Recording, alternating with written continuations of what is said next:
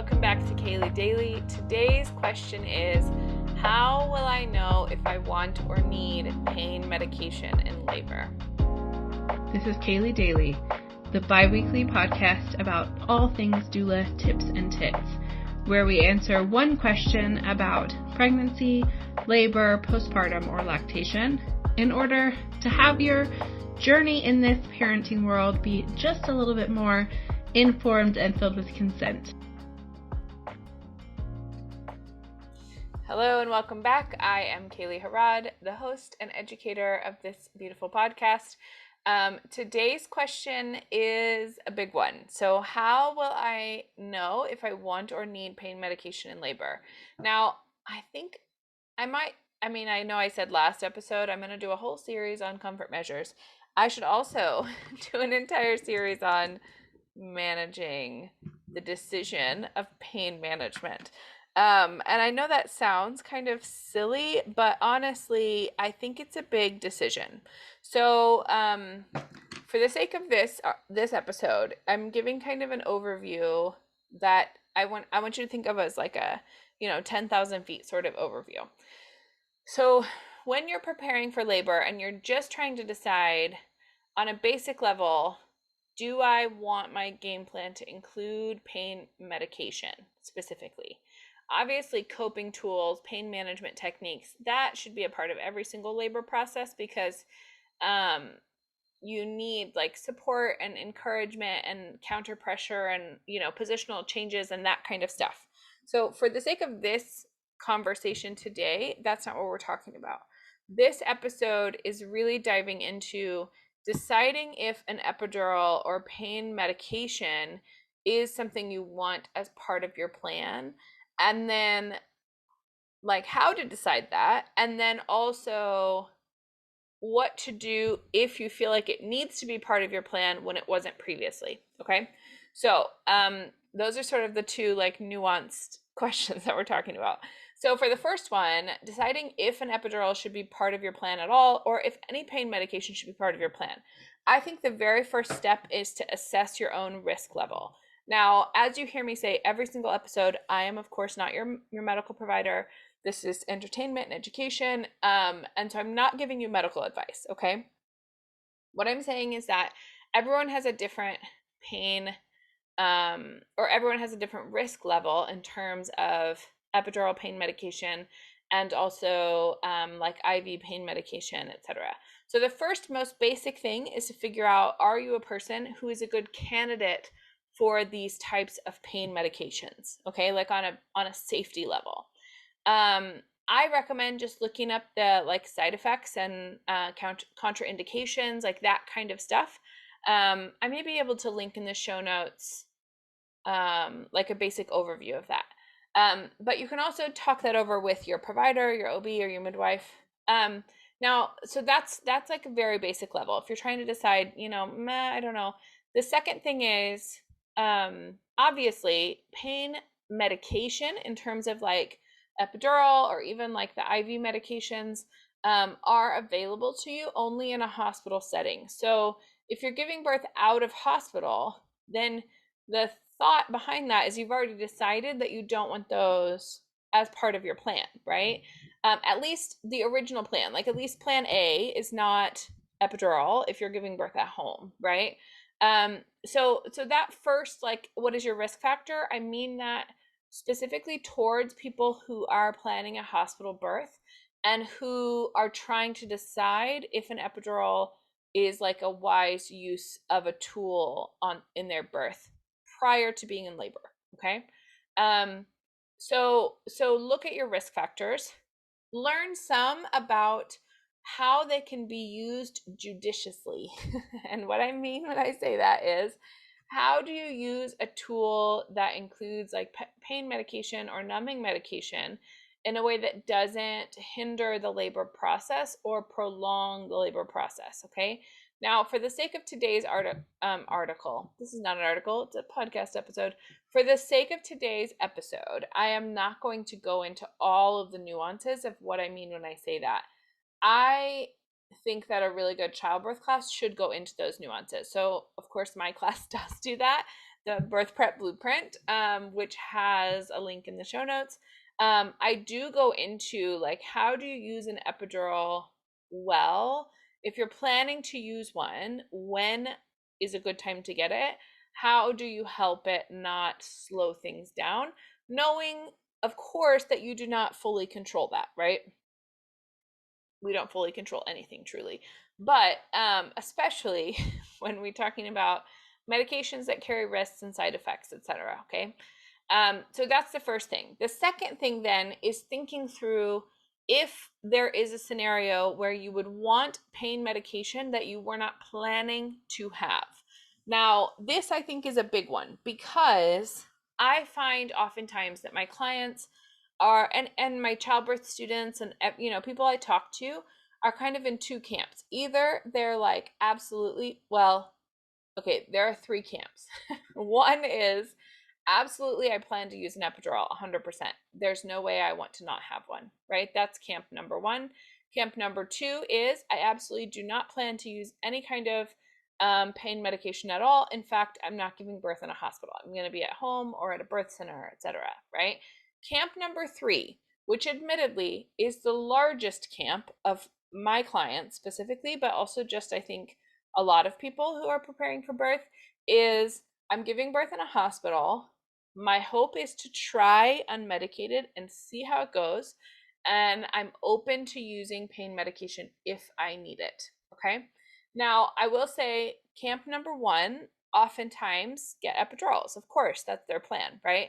Camp number two is the smallest percentage of epidural users because if they're planning to be outside of a hospital, they don't have access to that. So they're really then only choosing an epidural when they're having a long labor or some complication is coming up where they need to transfer to the hospital, which is inherently a change of their birth plan. So it's coming alongside some kind of change to what they were planning and preparing for. Then camp number three, I think is the trickiest to navigate because sometimes we kind of come to birth as like a challenge to ourselves where it's almost like I want to see if I can do it, or I think it's better. I think it would be like I'd be really awesome if I could give birth unmedicated, but if I have to, I guess I'll get medication. Okay. What I want you to take some time to think about. So again, today I'm not going into every risk and benefit of an epidural or Nubain or other pain medications. That's not what this episode is for. This is more so for you to start thinking through your decision making in light of your options, right? And kind of where you are in these camps and what would be helpful for you to process through. So camp number three or group number three, I think is the group that has to do the most work of like unpacking what do they think about themselves if they were medicated versus unmedicated. Do they hold some kind of hierarchy in terms of like powerfulness or like being a badass giving birth, like that sort of like feeling of superiority, right? If someone's able to, sometimes I'll hear people say things like, I don't know how other people could do it because I couldn't, right? Or like, oh man, people who give birth without an epidural are super strong, but not me, right? All of that I think is bullshit. I think that's a terrible way to look at it, okay? In part because most people in certain scenarios of life would utilize pain medication if they felt like it was necessary for them, right? And so labor is no different than that. Of course there are risks involved, and I am a huge proponent of unmedicated birth. So I'm not at all saying like every person should have medication. That is not the point of this, right? The point of this is to take the moral value away from medication or non-medicated, okay? Because there is not a hierarchy. Now, is it riskier to add something to the labor process? Well, of course, right? Like you having nothing in your body versus you having something in your body, there's a difference in terms of side effects and risks, naturally. But that doesn't make one inherently bad and one inherently good. Okay? So I want you to first kind of figure out which of those three groups you're in. Secondly, figure out if you have any like emotional unpacking to do around any kind of pain medication or how you feel about yourself if you needed it. And the third thing that I think is very helpful for everyone who's coming up to a labor to think through is how would you manage your plan not working out how you were hoping it to work out? Now, this is for all three of those groups. Okay, so group number one, you need to think through and process what kind of other tools do I have for a scenario where I cannot, in fact, get an epidural. I think that is in some ways a harder thing than not wanting an epidural than changing your mind, right? Wanting one and not being able to have it for some reason, whether it's speed of birth, or some kind of other like medical complication that makes it, or if you get an epidural that's not super effective, which is again maybe an episode for another day. But what would that look like? What other tools do you have in your toolbox beyond just medication? Okay. The second camp, of course, you're outside of a hospital. So barring any unforeseen circumstances or change in safety, etc., you don't even have the option of doing that unless you choose to change locations. So I think thinking through what sort of scenarios would make you think that a change in location would be warranted. Do you hold any hierarchy about yourself, your inherent value, the worth of your ability to birth, etc., if that were needed? Okay. Scenarios like you've been in labor for a really, really long time and you need rest, or scenarios like you've been in labor for a long time and there's not adequate progress and there's maybe a need for Pitocin or some kind of augmentation, which just means like, you know, a kick in the butt for labor. You're progressing it in a more aggressive way with something like that.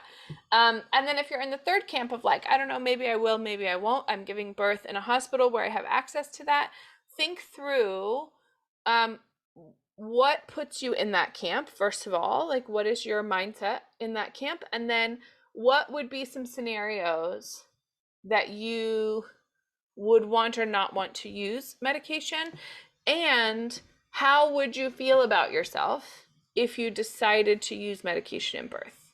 Okay.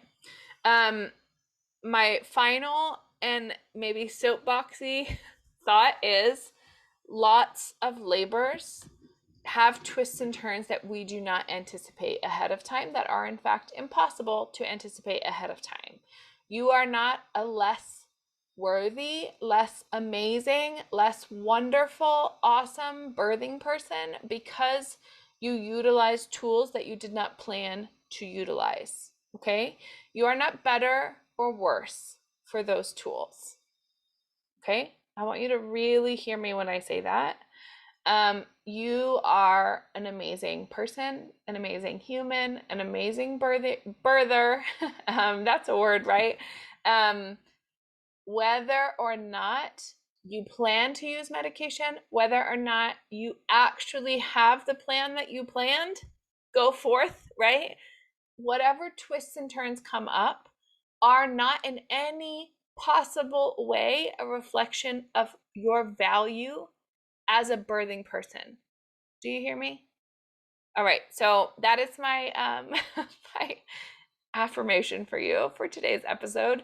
I am going to have other episodes around this topic because there are lots of questions associated with it. Please do head over to my Instagram and send me a message of what questions specifically around pain medication you would like to have answered, because there are so many.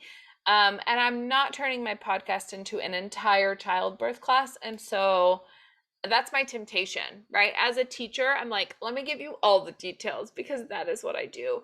But I do want to answer the specific questions that you have, especially when you're thinking about kind of thinking through some of the nuances of this for yourself. Okay.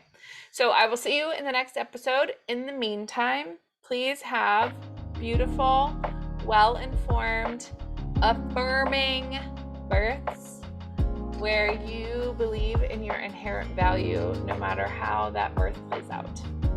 All right, talk to you soon. Edited and produced by Kaely Harrod, as I'm sure you can probably tell. And our amazing music is credited in the show notes as well. So we look forward to seeing you on the next episode. And in the meantime, have wonderful and consent-filled births.